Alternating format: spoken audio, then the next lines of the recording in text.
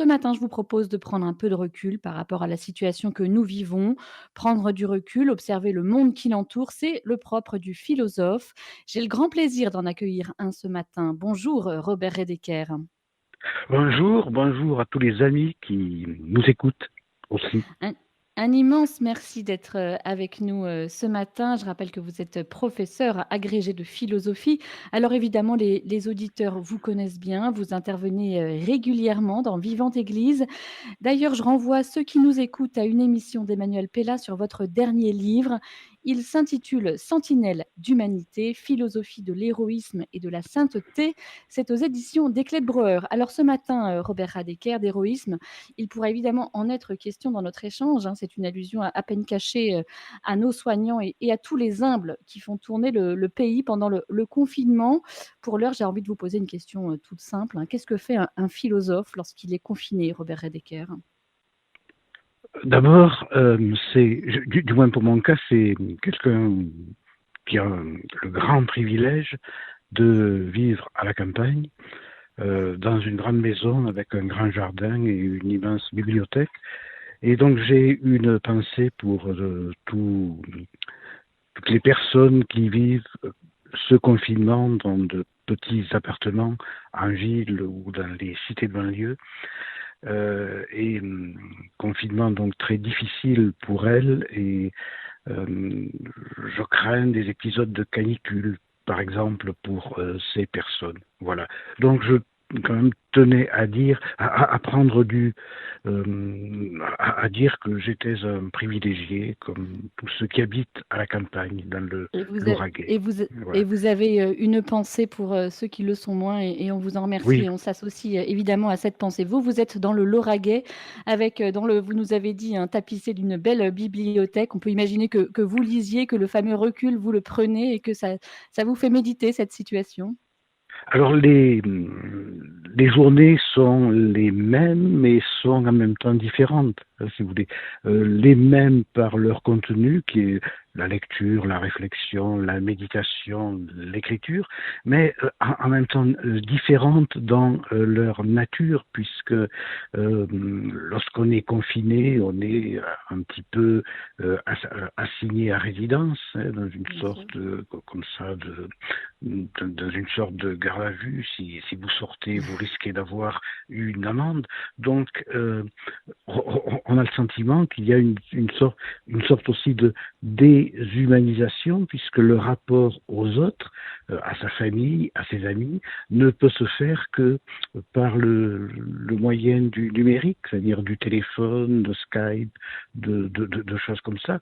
Donc, il y a une sorte de paradoxe, puisque d'un côté, il s'agit de gestes de solidarité pour que Oui. le virus ne se répande pas, donc solidarité avec les autres, mais en même temps, c'est une déshumanisation parce que ce qui fait le tissu de l'existence humaine, c'est-à-dire le rapport vivant, charnel à autrui, est mis de côté le moins longtemps possible, Hmm. j'espère. Et le dernier point, c'est que euh, ça accompagne une sorte de... Puisque les journées sont longues pour tout le monde, que l'on peut avoir l'impression qu'elles sont un peu vides, il y a une sorte de redécouverte de Et oui. l'épaisseur du temps, si vous voulez. La vacuité de l'action, la vacuité des journées force à redécouvrir l'épaisseur du temps. Or, nous étions dans une société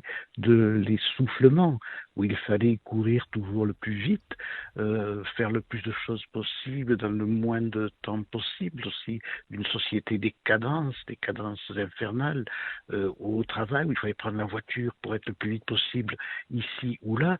Et alors je me dis, ce n'est peut-être pas un hasard, enfin du point de vue symbolique, que Hmm. dans une société essoufflée, cette pandémie, soit finalement une maladie de la respiration. Hmm. Comme si c'était un écho, cette maladie de la respiration, comme si c'était un écho de l'essoufflement auquel nous étions conduits du fait de l'évolution de la société. C'est joliment dit, hein, un écho de l'essoufflement. Alors évidemment, ça me fait penser, ce que vous nous dites, cette capacité à savoir, retrouver l'épaisseur du monde, ça me fait penser à cette fameuse phrase de Pascal, extraite de ses pensées. Je vous la donne: «Tout le malheur des hommes vient d'une seule chose, qui est de ne savoir pas demeurer en repos dans une chambre». Qu'est-ce qu'il veut nous dire, Pascal? Ah, magnifique phrase, ce n'est pas un conseil, il ne nous dit pas restez confinés chez vous, c'est le constat de ce qu'est l'existence humaine. Pascal sait bien que l'homme n'est pas fait pour le repos, qu'il dépérit s'il reste comme une plante, hein, mais euh, ce, donc qu'il n'est ni un objet, ni une chose, ni un simple animal, mais qu'il est une conscience, une âme, un être libre, et que, étant un être libre, eh bien, il agit à l'extérieur de sa chambre. Donc, ce que Pascal nous indique, c'est finalement que sortir de cette chambre est un destin, mais que ce destin entraîne le malheur. Vous savez, Pascal dit aussi, quelque belle que soit la comédie, le dernier acte est toujours tragique. Donc, ce à quoi il nous demande de faire attention, c'est au contenu tragique ou dramatique de l'existence humaine. Voilà. Mmh. Donc, Mmh. l'homme sort de sa chambre parce qu'il n'est pas fait pour y rester. Il est la Mmh. liberté. Mais en même temps, en disant qu'il, en prononçant cette phrase, finalement, il rappelle que, vous savez, le malheur pour lui vient du péché originel. C'est le Mmh. péché originel qui nous pousse à sortir de notre chambre. Donc je crois qu'il rappelle cela. Robert Radecker, le monde arrêté à cause d'un pangolin qui a croisé, une chauve-souris. Alors dit comme ça nous ferait sourire, hein, évidemment, si les conséquences n'étaient pas dramatiques.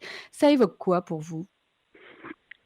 Ça évoque que l'histoire ramène ce que notre société voulait oublier, ce que chacun d'entre nous voulions occulter, c'est-à-dire euh, la souffrance, la maladie et la mort, qui sont qui accompagnent depuis les origines l'existence humaine, qui doivent par destin accompagner jusqu'au dernier jour l'existence humaine, et en même temps notre société voulait, une société de la mondialisation heureuse, de la consommation, de la vitesse, voulait construire une sorte d'euphorie pour que euh, pour que nous soyons, c'est le divertissement pascalien cette euphorie, pour que nous ignorions notre condition humaine.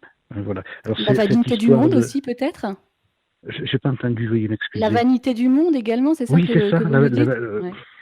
c'est la vanité du monde, et c'est-à-dire la vanité étant là pour nous faire oublier la Mmh. condition humaine, hein, si vous voulez. Eh bien, un petit animal, le virus, c'est même pas un être vivant, c'est à la limite du vivant et de l'inerte. Le virus, c'est pas une bactérie, c'est à la limite une poussière.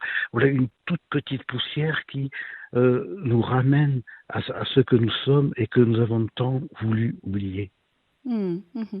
Alors, Robert, Radecker, hein, je rappelle à ceux qui nous rejoindraient que vous êtes, philosophe, on prend un peu de recul avec nous, ce matin. Votre dernier livre, vous l'avez consacré, aux héros, et aux saints, c'est «L'état de sidération consécutif à la mort de du colonel Beltrame», je crois, qui vous l'a inspiré. Oui, Il se trouve là, justement, que la période aura permis que des invisibles, du quotidien soient ceux sur lesquels tout repose, aujourd'hui. Qu'est-ce que ça nous dit? On prend des leçons avec cette crise sanitaire? c'est la beauté cachée que l'on voulait cacher des humbles, de l'existence des humbles qui reprend le dessus. Hein, si vous voulez, quand il y a des périodes difficiles dans l'humanité, les plus belles qualités humaines réapparaissent dans tout leur éclat. Voilà, là encore, nous étions dans un monde où l'on célébrait les premiers de cordée, les plus riches, ceux qui ont la vie facile, et où les autres étaient jetés dans l'invisibilité. Euh, on disait d'eux que c'était ceux qui ne sont rien. Hein, vous vous souvenez, une caissière de supermarché, Bah oui. voilà, Mmh. qui n'était rien. Et bien voilà, on se rend compte que les véritables premiers de cordée, ce sont eux. Hein. Ce sont eux qui tiennent la société, ce sont eux qui tiennent la vie. Un joueur de foot milliardaire, nous pouvons nous en passer, mais une caissière de supermarché qui gagne 3 fois rien par rapport aux joueurs de foot, nous ne pouvons pas nous en passer. Et c'est elle qui montre ce qu'est l'héroïsme du quotidien. Mmh. Mmh. Alors il faudra probablement, nous en souvenir.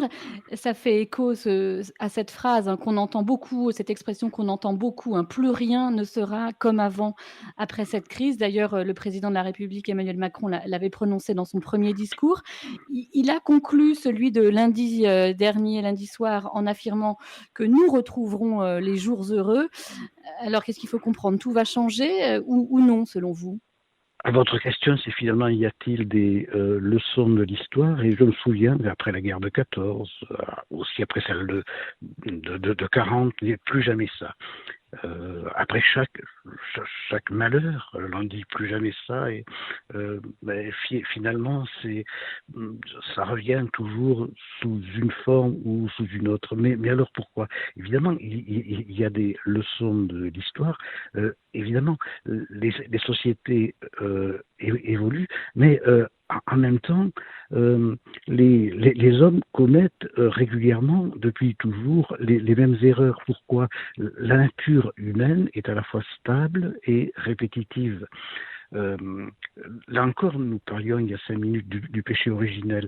Bon, le péché originel dit cette stabilité et cette répétition. Évidemment, nous apprenons des choses. Évidemment, c'est toujours un peu différent. Mais en même temps, euh, ça, ça recommence aussi. En même temps, nous ne cessons de commettre les mêmes erreurs après, même après avoir prononcé des belles paroles comme plus jamais ça. Alors quelle est finalement la leçon de l'histoire? C'est que tout est toujours à recommencer. Voilà. Euh, et je crois que c'est la leçon de l'idée de péché originel. Tout C'est-à-dire? est toujours à recommencer. Nous avons toujours à surmonter nos propres fautes. À surmonter nos propres fautes. Eh bien, je vous propose de rester là-dessus. On va méditer ça ensemble. Évidemment, il nous faudrait plus de temps. Nous n'en avons pas. Un immense merci pour ces Merci. petits pas de philosophie, petits pas de côté, Robert Redeker. Évidemment, le temps est trop court, mais ça fait du bien de se poser un peu. Pour prolonger la réflexion, je redonne le titre de votre livre. Il s'intitule Sentinelle d'humanité, philosophie de l'héroïsme et de la sainteté. C'est aux éditions des Clés de Brouwer. Un immense merci de nous avoir accordé ce temps ce matin, Robert Redeker. Merci à tous les auditeurs aussi.